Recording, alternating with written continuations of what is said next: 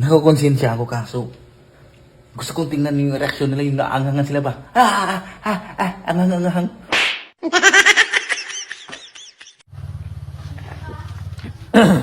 Ano?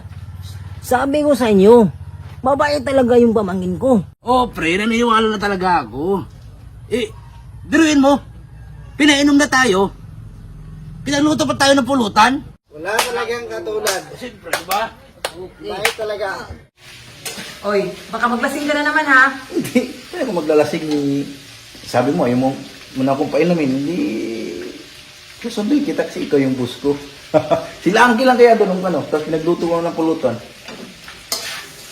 Ang hirap ng mabait, no? Kasi basta-bastahin ka na ng tao. Parang nalang kung ibang terms aabusuhin ka ba? Depende naman yan sa'yo kung papaabuso ka rin. Hindi, siyempre, yun yung pagkatao mo yung mapagbigay kung mayroon ka man. Tapos, yung iba kasi tinitake advantage. Magbigay ako, yung tig-isang bote, tig-isang galon ng tuba. Kaso, ano kasi, lalo na yung mga isang kumpare, siya, okay lang, yung kumpare niya. Hindi makontento sa isang galon, gusto talaga sagad. Gusto talaga, lasing talaga. Ito, nagpapaluto na naman ng pulutan, nag-request. Eh, ganun talaga yung mga yan Ngayon ka pa ba?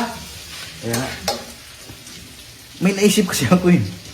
Hindi ko alam, magkukonsensya ako kung hindi ko alam kung gagawin ko, nakakonsensya. Ano naman nagagawin mo? Dadagyan ko ng sili para, siya ang kilo lang kasi mahilig sa manghangin eh. Yung mga kasama niya, di, hindi ngayon yung kakain kasi maraming sili. Nakanda ko dito, daming sili oh. Oh, diba? Dami naman yan. Sobra, kunti pa nga yan eh. Nakukonsensya ako kaso gusto kong tingnan yung reaksyon nila, yung naangangan sila ba? Angangang. Kung gawin yan sa'yo, Okay lang, kasi mahilig din naman ako sa manghang. wala ka nga. Ang dami na nito. Bilisan na dyan, iinip na yung mayon Ito na. Ano naman yung mga Ha? dahon-dahon, ang mga ano dyan? Good na. Ang dami sili nito. Grabe, sobrang anghang na yan. Ha? Sobrang anghang na, amoy pa lang, ang anghang na. Ito ang gusto nilang pulutan. Hindi ko talaga ma-imagine yung reaksyon nila ba. Siyempre, lasing na yung mga yun. Paglapag ko ng pulutan, automatic. Pat! Ganon yun, kaso manghang. Grabe. Sabi ko, natatawa sa ginagawa mo. Di masisiba kasi sa pulutan yung mga yun eh. Tama na yun, maalat na yan.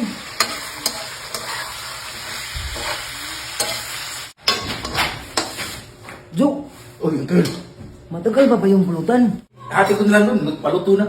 O, sige. Sige. Sabi, hati ko na lang ha. O, sige. May ininom pa kayo dun? Mayroon ba, Jo? Sige. Yan. Okay lang? O, sige, okay lang, Jo. Sige. Antay mo lang dun. O, sige. Sabi ko sa'yo, ang bagal mo kasi dyan Naghahapura na. Kaya nga, kanina pa yung nag-aantay mo na yan Magugustuhan nila yung recipe ko. Tingnan niya. Mukhang masarap siya. Siyempre. Okay. O, pre, ka. Hinay lang ha. Paluto na. Ano yung bahay? Hey! Boss! Jo. Luto na. Ayun oh! Ang bait mo talaga, Jo. Hindi na. Well, sana magustuhan yung luto ko. Ano lang yan, sariling diskarte lang yan. Walang nagturo sa akin yan. Siyempre. Ano, Jo? Pwede na bang tikman? Wag, titigan nyo na lang. Joke lang. Sige! Kainin nyo na! Kain na kayo, pre. Ngayon, mahiya. O. Kain na.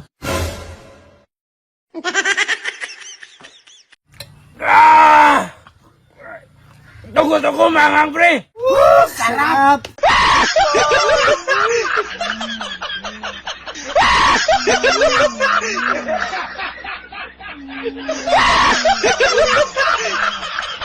Yon! Kung nagustuhan niyo yung video, please like and share. At isang mabilisang shoutout sa ating solid followers.